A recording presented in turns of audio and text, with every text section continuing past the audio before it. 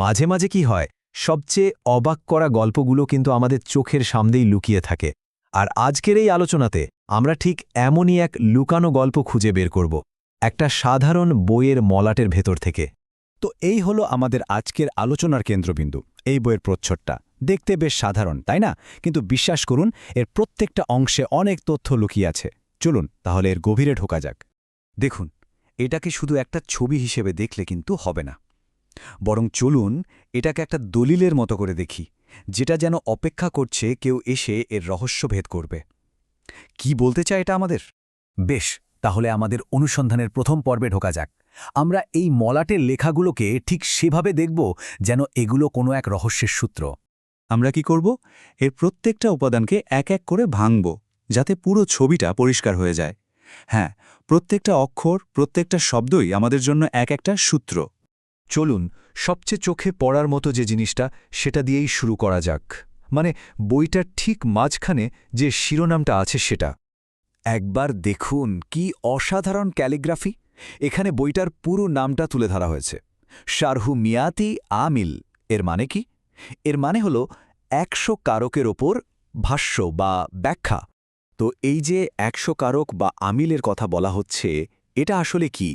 দেখুন, আরবি ব্যাকরণে আমিল হল সেই জিনিসটা যা একটা বাক্যের অন্য শব্দগুলোর গঠন আর অর্থ ঠিক করে দেয়।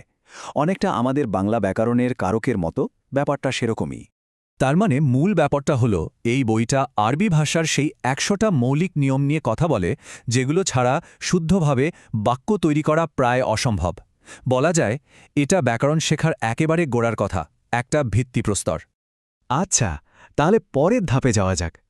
বইটা কি নিয়ে সেটা তো জানা গেল, কিন্তু প্রশ্ন হলো এটা লিখেছেন কে? মজার ব্যাপার হলো এর উত্তরটাও কিন্তু প্রচ্ছদেই দেওয়া আছে। এই বইটির লেখক হলেন আবদ আল কাহের আল জুরজানি। আর তিনি শুধু একজন ব্যাকরণবিধি ছিলেন না, তিনি ভাষার সৌন্দর্য আর অলঙ্কার শাস্ত্রের একজন দিকপাল হিসেবেও পরিচিত ছিলেন।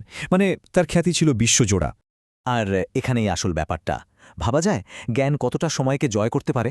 আল জুরজানি এই বইটা লিখেছিলেন ১০০০ বছরেরও বেশি সময় আগে, অথচ দেখুন এর আধুনিক প্রচ্ছদটা আজও ছাপা হচ্ছে। আচ্ছা, এবার চলুন প্রচ্ছদের ওপরের দিকে তাকাই।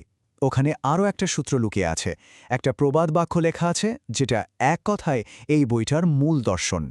এই অসাধারণ উক্তিটা খেয়াল করুন, আন্নাহু ফিল কালাম কামিল হে ফিত্তআম। এর মানে কি দাঁড়ালো? মানে হলো, কথাবার্তায় ব্যাকরণের ভূমিকা ঠিক তেমনই যেমনটা খাবারে লবণের। এই উপমাটা কিন্তু আসলেই অসাধারণ। একবার ভেবে দেখলে বোঝা যায় এটা কেন এতটা জোরালো। প্রথমত, লবণের মতো ব্যাকরণও কিন্তু অপরিহার্য। এটা কোনো শখের জিনিস নয়।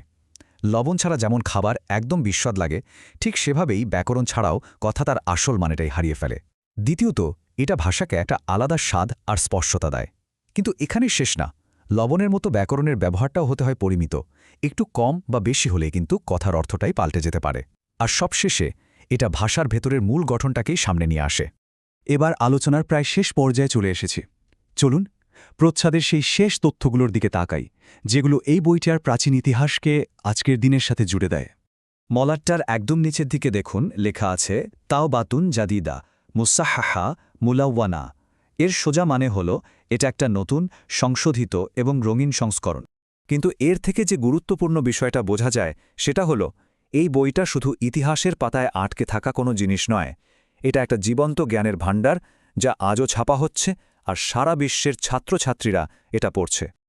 ভাবুন একবার, একটা সাধারণ মলাট আমাদের ইতিহাস, দর্শন আর জ্ঞানের ধারাবাহিকতা নিয়ে কত কথাই না বলে দিল। এখন প্রশ্নটা হলো, যে বইটা ১০০০ বছর ধরে টিকে আছে, সেটা আমাদের কি শেখায়? আমরা আজকের দিনে এমন কোন জ্ঞান বা ধারণাকে এতটা মূল্যবান বলে মনে করি, যা হয়তো আগামী ১০০০ বছরের জন্য সংরক্ষণ করে রাখা উচিত?